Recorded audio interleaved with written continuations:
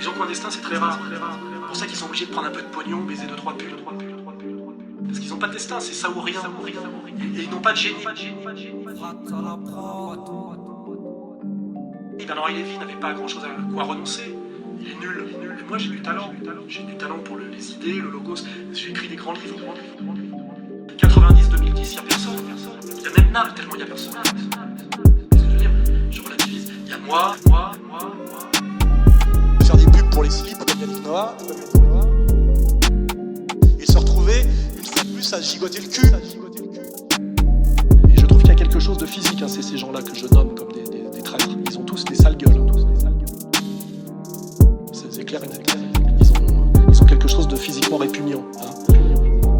Quand je pense à Meyer Habib ou à Ziza, je trouve effectivement, finalement, tu mets Laurent Louis, Aziza, Meyer Habib, Salim Laïbi, c'est tous des gens avec qui j'ai pas envie de dîner.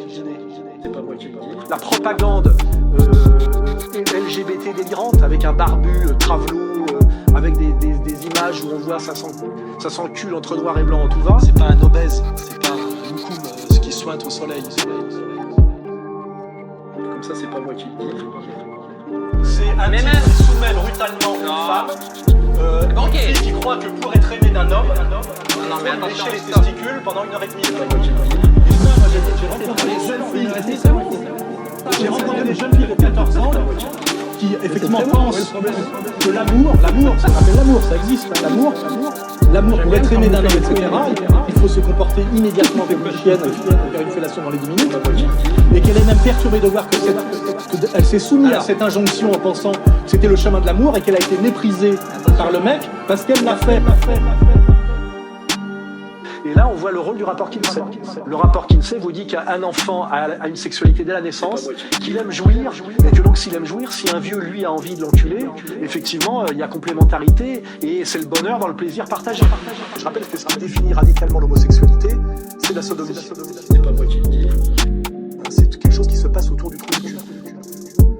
C'est pas de ma faute si des gens, au lieu de se définir face aux autres dans la société par leur profession, leur religion, leur origine de classe, plombier, bourgeois, catholique, se définissent par une pratique sexuelle qui consiste à pénétrer un anus ou à se faire pénétrer l'anus.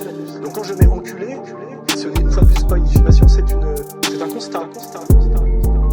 Effectivement, tout ça tourne autour du trou du cul. Ce qui n'est pas un lieu qui dans aucune civilisation, puisque c'est le lieu des fesses, de la défécation, qui n'est pas un lieu sanctifié ni sanctifiable. Il aurait pu faire caca. Mais le trou du cul est quelque chose qui se situe au bas de l'échelle des valeurs, au bas de l'échelle corporale, parce que c'est par là que sort la merde. Donc quand on se définit par le trou du cul, c'est un positionnement qui veut bien dire quelque chose sur le plan politique, symbolique. Chez les homosexuels, tout est basé sur le physique, il faut le savoir. Lié à la sodomie, c'est-à-dire aux fesses. Tu rentres aux toilettes et tu ne me mets pas ton caca sous le nez. J'ai baisé sa femme.